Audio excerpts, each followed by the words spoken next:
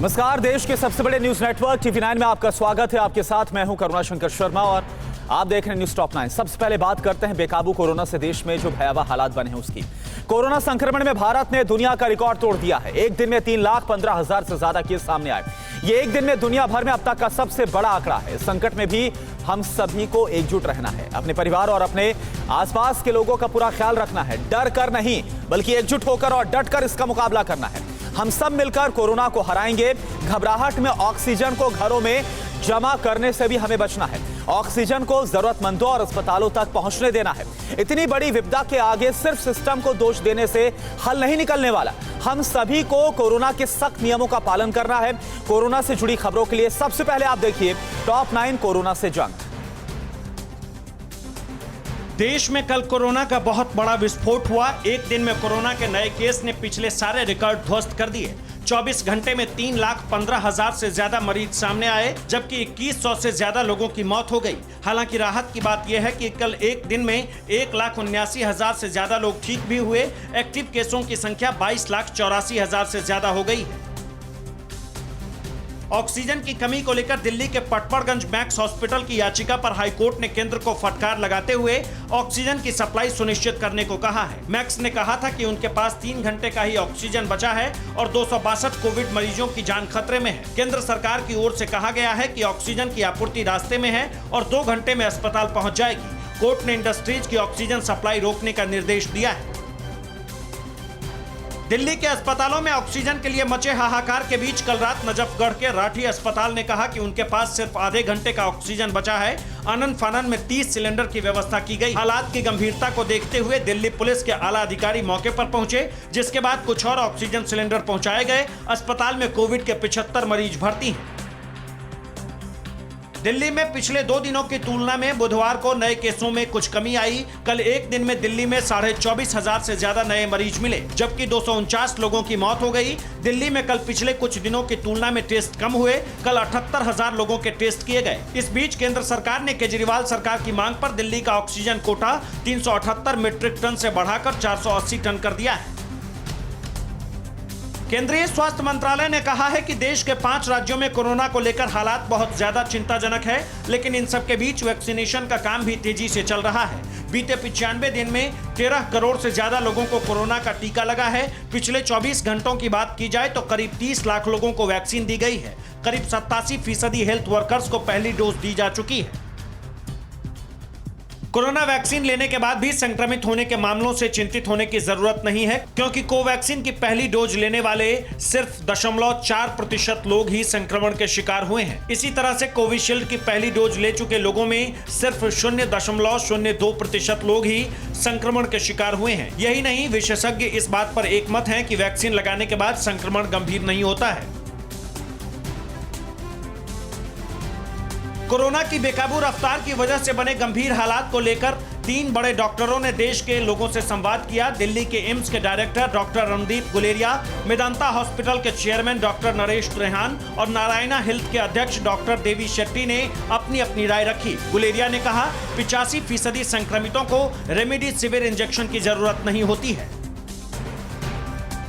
महाराष्ट्र देश का कोरोना से सबसे ज्यादा प्रभावित राज्य है। यहाँ नए केसों की रफ्तार कम होने का नाम नहीं ले रही। बुधवार को राज्य में रिकॉर्ड 67,000 से ज्यादा नए केस मिले, जबकि 568 लोगों की मौत हो गई। पुणे में करीब 11,000 केस मिले, जबकि 120 लोगों की जान चली गई। मुंबई में कल 7,500 से ज्यादा नए केस मिले और 62 लोग इस महामारी के शिकार हो गए।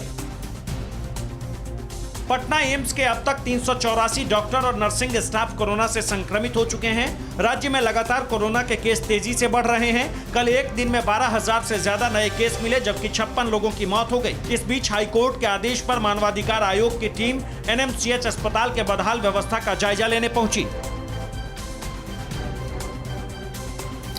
कोरोना के मरीजों की संख्या बढ़ने से ऑक्सीजन की मांग भी बहुत ज्यादा बढ़ गई है। किस राज्य को कहां से ऑक्सीजन की सप्लाई हो रही है और केंद्र ने कितने राज्यों का ऑक्सीजन कोटा बढ़ाया है, आप देखिए टॉप 9 हारेगा कोरोना। महाराष्ट्र के नासिक के जाकिर हुसैन अस्पताल में ऑक्सीजन लीक हादसे में मरने वाले मरीजों की संख्या 24 हो गई है। सीएम उद्धव ठाकरे ने मृतकों के परिजनों को 5-5 लाख रुपए की सहायता राशि देने का ऐलान किया है। राज्य सरकार ने इस मामले की उच्च स्तरीय जांच के आदेश दे दिए हैं। ऑक्सीजन गैस के टैंक में लीक के बाद कई मरीजों को बचाने के लिए उनके परिजन अस्पताल के भीतर खुद की कोशिश करते दिखे।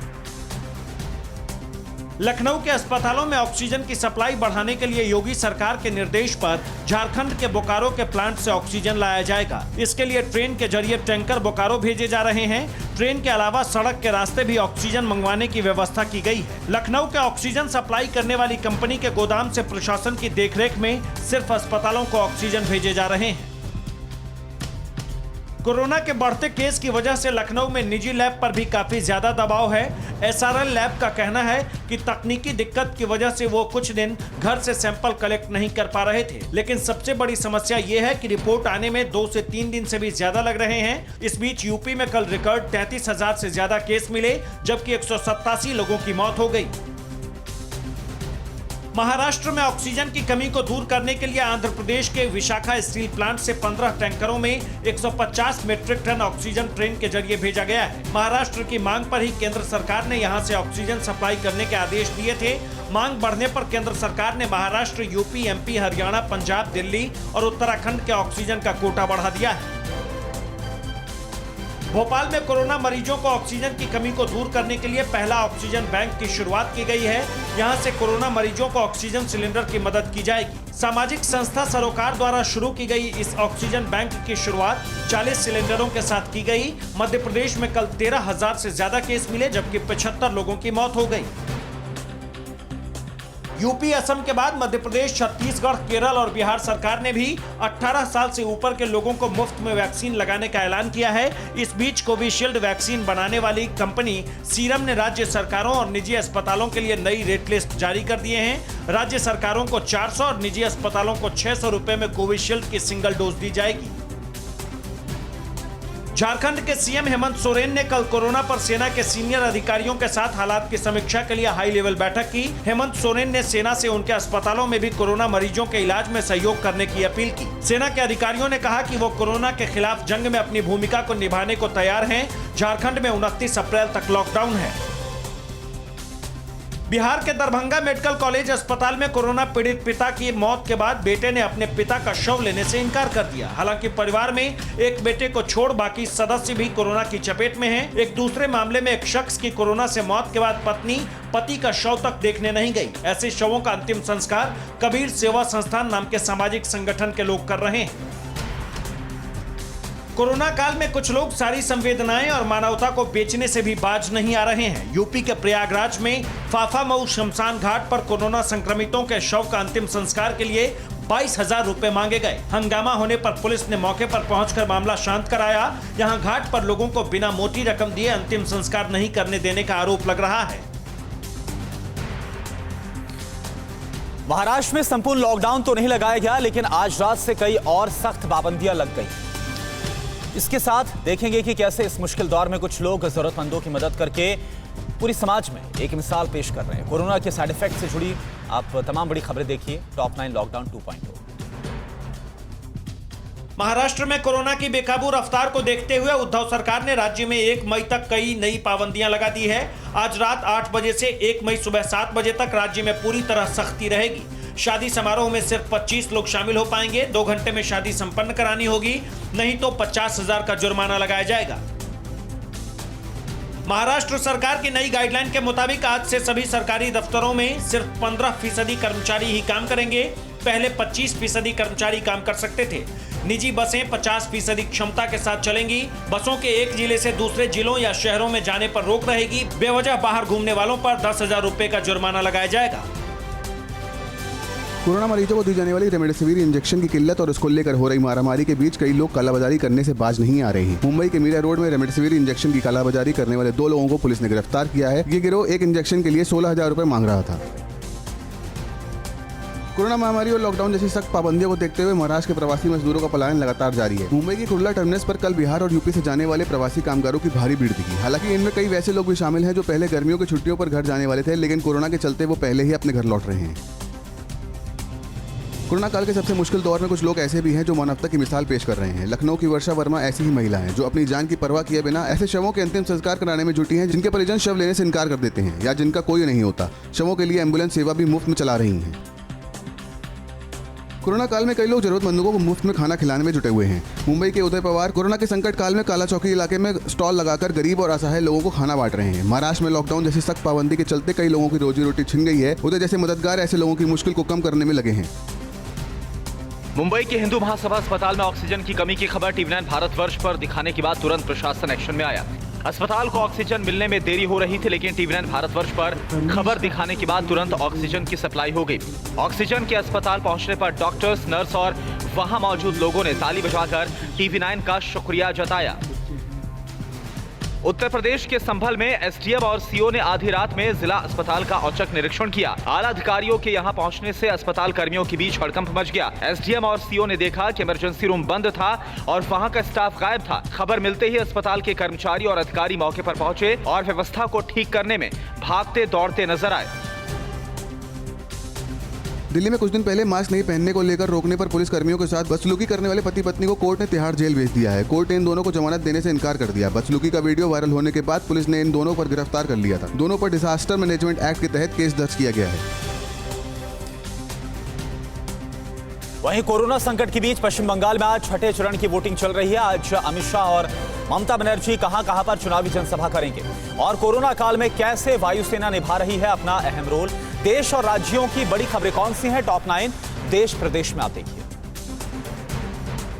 पश्चिम बंगाल में आज छठे चरण के लिए वोट डाले जा रहे हैं। इस चरण की 43 सीटों पर 306 उम्मीदवार मैदान में हैं। आज उत्तरी 24 परगना की 17 सीटों के अलावा नादिया और उत्तरी दिनाजपुर की 9 सीटों पर वोटिंग हो रही है। पूर्वी वर्धमान में 8 सीटों पर आज वोट डाले जा रहे हैं। बंगाल में आज जिन 43 सीटों पर वोट डाले जा रहे हैं उन सीटों पर तृणमूल अपने गढ़ को बचाने की लड़ाई लड़ रही है।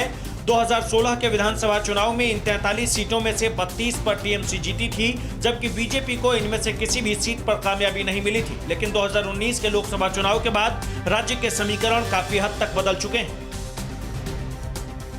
केंद्रीय गृह मंत्री अमित शाह पश्चिम बंगाल में कई छोटी चुनावी सभाओं को संबोधित करेंगे। दोपहर 12:15 बजे अमित शाह हरिरामपुर में चुनावी सभा करेंगे। इसके बाद दोपहर 1:30 बजे गजोल कॉलेज ग्राउंड में सभा को संबोधित करेंगे। इसके बाद शाम 3:30 बजे दुर्गापुर पूर्वा में चुनावी सभा करेंगे। बीजेपी ने चुनावी सभा को 500 लोगों तक ही सीमित कर दिया है।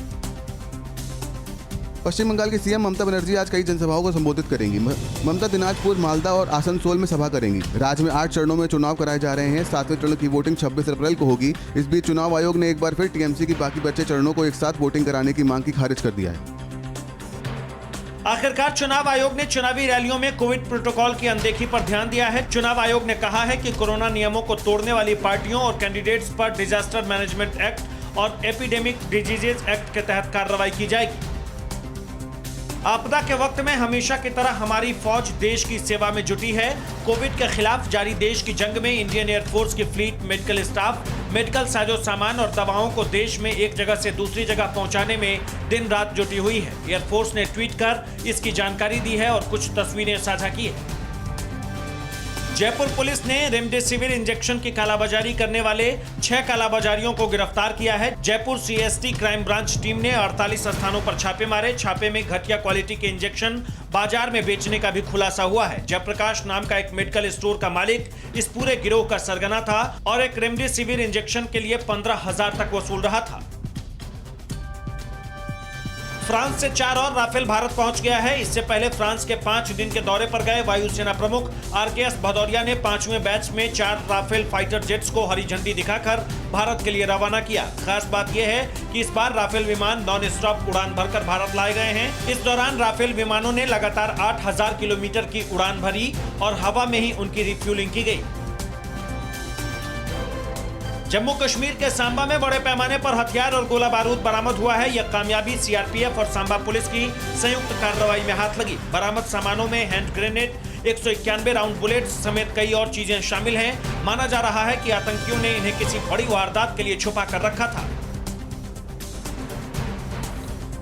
T20 में कल चेन्नई से कैसे कोलकाता को चित किया है। चेन्नई की जीत में आखिर कौन है बड़ा हीरो। हैदराबाद को किसके खिलाफ मिला जीत का स्वाद और आज किस टीमों के बीच होगा मुकाबला। T20 लीग से जुड़ी बड़ी खबरें आप देखिए टॉप 9 T20 में। T20 लीग में बुधवार को मुंबई में खेले गए दूसरे मुकाबले में चेन्नई सुपर किंग्स ने कोलकाता नाइट राइडर्स को 18 रन से हरा दिया। चेन्नई ने पहले बल्लेबाजी करते हुए कोलकाता को 221 रन का लक्ष्य दिया था, लेकिन कोलकाता की टीम 202 रन ही बना पाई। कोलकाता की ये सीजन में तीसरी हार है। 221 रन के लक्ष्य का पीछा करने में कोलकाता नाइट राइडर्स का टॉप ऑर्डर बुरी तरह नाकाम रहा। कोलकाता के शुरुआती 5 बल्लेबाज दहाई के आंकड़े तक नहीं पहुंचे। इसमें शुभमन गिल, नीतीश राणा, राहुल त्रिपाठी, कप्तान ओवेन मॉर्गन और सुनील नारायण शामिल हैं। निचले क्रम में पैट कमिंस की 34 गेंद पर 66 रन की पारी भी कोलकाता को जीत नहीं दिला पाई। चेन्नई सुपर किंग्स के लिए फाफ डुप्लेसी ने 95 रनों की शानदार पारी खेली। इस मैच में उन्होंने अपने T20 करियर के 6000 रन भी पूरे किए। ये उपलब्धि हासिल करने वाले वो दक्षिण अफ्रीका के छठे बल्लेबाज हैं। उनसे पहले एवी de Villiers, David Miller, Colin इंग्राम, JP Duminy और क्विंटन डी कॉक ये उपलब्धि हासिल कर चुके हैं। बुधवार को खेले गए पहले मैच में पंजाब किंग्स की टीम को सनराइजर्स हैदराबाद के खिलाफ करारी हार का सामना करना पड़ा। पंजाब किंग्स की टीम ने पहले बल्लेबाजी करते हुए सनराइजर्स हैदराबाद के सामने सिर्फ 121 रन का लक्ष्य रखा था, जिसे हैदराबाद ने 18.4 ओवर में ही हासिल कर लिया। हैदराबाद की आसान जीत में उनके टॉप के तीनों विदेशी बल्लेबाजों का योगदान रहा। कप्तान डेविड वार्नर ने 37 रन बनाए, जॉनी बेरेस्टो ने 56 गेंद में 63 रन बनाए, केन विलियमसन ने 19 गेंद पर 16 रन बनाए। जॉनी बेरेस्टो को मैन ऑफ द मैच चुना गया, जबकि पंजाब के कप्तान केएल राहुल का बल्ला नाकाम रहा। इस सीजन के 15 मैच बीत जाने के बाद पॉइंट टेबल में तीसरी जीत के साथ चेन्नई सुपर किंग्स की टीम 6 पॉइंट के साथ पहली पायदान पर पहुंच गई है। 3-3 जीत के साथ रॉयल चैलेंजर्स बेंगलोर की टीम दूसरे और दिल्ली कैपिटल्स की टीम तीसरे पायदान पर है। इस सीजन की ऑरेंज कैप पर दिल्ली कैपिटल्स के शिखर धवन का कब्जा बरकरार है। उन्होंने 4 मैच में 231 रन बनाए हैं। वहीं purple cap royal Challengers Bangalore के हर्षल पटेल के पास ही है। वो अब तक 3 मैच में 9 विकेट ले चुके हैं। T20 लीग में आज रॉयल चैलेंजर्स बेंगलोर का सामना राजस्थान रॉयल्स से होगा। यह मैच मुंबई के वानखेड़े स्टेडियम में खेला जाएगा। पहले 3 में से 2 मैच में हार का सामना कर चुकी राजस्थान रॉयल्स के लिए आज का मैच बेहद अहम है। दूसरी तरफ रॉयल चैलेंजर्स बेंगलोर ने इस सीजन में शानदार शुरुआत की है। उसने अब तक खेले गए अपने सभी 3 मैच में जीत हासिल की है। इस सीजन में बेंगलोर ने अब तक मुंबई इंडियंस, सनराइजर्स हैदराबाद और कोलकाता नाइट राइडर्स को मात दी है। वो पॉइंट टेबल में दूसरे पायदान पर है।